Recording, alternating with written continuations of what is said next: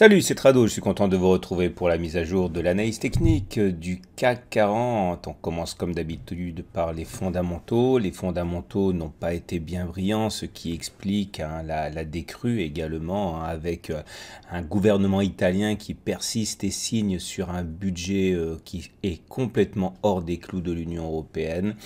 Cela rend très nerveux les opérateurs et au-delà, eh bien, vous le savez, les tensions internationales qui ne cesse de se tendre avec notamment le cas de l'Arabie Saoudite, mais également bien sûr toujours la Chine. Et nous avons donc une séance avec 0,6% de baisse au compteur. Alors techniquement et graphiquement, voilà où nous en sommes. Nous voyons que nous avons une fois de plus nous sommes venus une fois de plus tester cette zone marron, le cœur de la zone de support comprise globalement entre 5000 et 5100.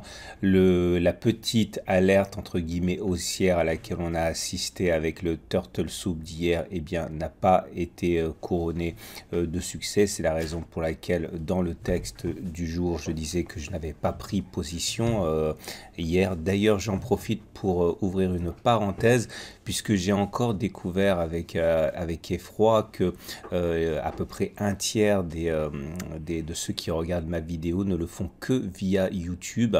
Il faut savoir, et je m'adresse cela spécifiquement, que vous pouvez avoir le texte d'analyse du CAC 40 à peu près la veille en fait. Si vous allez directement chercher l'info sur mon site, c'est-à-dire tradosortrading.blogspot.com, vous pourrez avoir l'analyse au format texte bien avant la vidéo. Donc ne vous contentez pas d'attendre qu'elle apparaisse sur YouTube parce que vous arrivez avec beaucoup de retard par rapport à l'heure de publication. Donc je referme la parenthèse et donc effectivement, dans le texte d'accompagnement, je disais que je voulais pas prendre position sur le Turtle Soup parce que j'avais pas encore de véritable signal haussier. Et vous remarquerez d'ailleurs que la configuration de la bougie du jour est assez inquiétante puisque il s'agit d'une bougie d'une part qui termine dans le tiers baissier et qui également, à part l'absence de mèche basse et enfin la quasi-absence de mèche basse et haute, invite éventuellement à considérer un approfondissement de la baisse. Néanmoins, j'insisterai toujours sur ça, vendre à découvert sur des supports, c'est quelque chose qui est extrêmement dangereux et que évidemment je ne peux pas encourager à faire. Donc clairement, s'abstenir d'acheter est une chose, spéculer à la baisse sur un ensemble de supports comme cela est extrêmement périlleux. On regarde maintenant la situation technique sur le CAC 40. Comme vous pouvez le voir, la tendance est toujours baissière. Incontestablement, nous sommes en dessous de la moyenne mobile à 20 séances qui descend et nous sommes également en dessous de la moyenne mobile à 7 séances qui descend. Regardez le travail de sape de cette moyenne mobile à 7 séances qui systématiquement vient caper les cours et renvoyer les acheteurs dans leur quartier. Nous avons donc possiblement ici un élément très intéressant à surveiller, à savoir que lorsque la cassure de la M7 et la clôture au-dessus de la M7 sera effective, on aura quelque chose à la fois de symbolique et sans doute un signal intéressant à suivre pour la continuation de la hausse. Donc en tout cas, pour l'instant, ce juge de paix qu'est la M7 s'avère intraitable. Vous remarquerez également que nous avons des parallèles baissières qui se mettent en place sur les Bollinger. Regardez la Bollinger supérieure et la Bollinger inférieure commencent à descendre, à se mettre en situation de parallèle baissière, justement, ce qui invite à se méfier du rebond éventuel que l'on aura plus tard, qui pourrait tout à fait être un rebond purement technique. On peut déjà l'envisager vu la configuration des parallèles baissières qui indique en fait une sorte de tendance de fond sur les cours.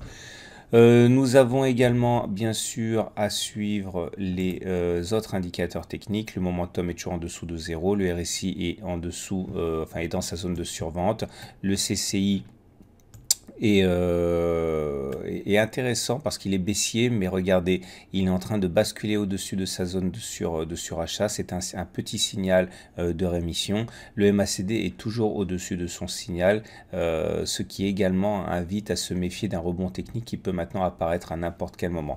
J'ai également une autre chose à vous signaler ici, c'est une divergence haussière sur le RSI, puisque vous voyez les cours font des plus bas pendant que le RSI n'en fait pas. C'est un signal qui montre que le rebond technique est en approche, hein, mais toujours pareil, hein, on ne peut pas véritablement et en toute sécurité acheter sur la simple présence d'une divergence haussière, hein, c'est très risqué. Donc même si la tendance donnée par les indicateurs sur le fond est baissière avec le momentum négatif, le RSI sous 50, le CCI sous 50, eh bien il y a quand même les prémices ici d'un début de retournement. Il faut simplement attendre que le signal, un ensemble de signaux donne le feu vert pour commencer à acheter, ce qui n'est pas encore le cas.